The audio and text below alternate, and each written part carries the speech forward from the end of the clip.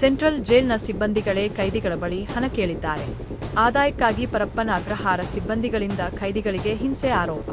ನಮಗೆ ಹಣ ಕೊಟ್ಟರೆ ನಿಮ್ಮನ್ನು ಸ್ಪೆಷಲ್ ಬ್ಯಾರಕ್ನಲ್ಲಿ ಇಡಲು ಅವಕಾಶ ಮಾಡಿಕೊಡುತ್ತೇವೆ ಎಂದು ಡಿಮ್ಯಾಂಡ್ ಮಾಡಿದ ಸೆಂಟ್ರಲ್ ಜೈಲಿನ ಸಿಬ್ಬಂದಿಗಳು ಪೊಲೀಸರೇ ಕೈದಿಗಳ ಬಳಿ ಹಣ ಕೊಡಿ ಎಂದು ಕೇಳಿದರೆ ಹೇಗೆ? ಬೇಲಿಯೇ ಎದ್ದು ಹೊಲಮೆ ಇದ್ದಂತೆ ಆಗುತ್ತದೆ ಅಲ್ಲವೇ? ಈ ಹಿಂದೆ ಕೂಡ ಜೈಲಿನ ಸಿಬ್ಬಂದಿಗಳು ಜೈಲಿನ ಒಳಗಡೆ ಹಲವು ವಿಚಾರಕ್ಕೆ ಹಣದ ವಹಿವಾಟು ನಡೆಸುತ್ತಿದ್ದರು. ಆದ್ರೆ ಅಲೋಕ್ ಕುಮಾರ್ ಕಾರಾಗೃಹ ಡಿಜಿಪಿ ಆದ ಮೇಲೆ ಎಲ್ಲದಕ್ಕೂ ತಡೆ ಹಾಕಿದರು. ಹಾಗಾಗಿ ಸೆಂಟ್ರಲ್ ಜೈಲ್ನ ಪೊಲೀಸ್ ಸಿಬ್ಬಂದಿಗಳು ಹೊಸ ಮಾರ್ಗವನ್ನು ಹುಡುಕಿಕೊಳ್ಳುವ ಪ್ರಯತ್ನದಲ್ಲಿ ಈ ಹಾದಿ ಹಿಡಿದಿದ್ದಾರೆ. ಆದಾಯಕ್ಕಾಗಿ ಕೈದಿಗಳಿಗೆ ಹಿಂಸೆ ನೀಡುತ್ತಿದ್ದಾರೆ ಎಂಬ ಆರೋಪ ಕೇಳಿ ಬಂದಿದೆ. ದುಡ್ಡು ಕೊಡದ 4 ವಿಚಾರಣಾ ಕೈದಿಗಳ ಮೇಲೆ ಹಿಂಸೆ ಮಾಡಿದ್ದಾರೆ ಎಂಬ ಆರೋಪ ಕೇಳಿ ಬಂದಿದ್ದಿದೆ.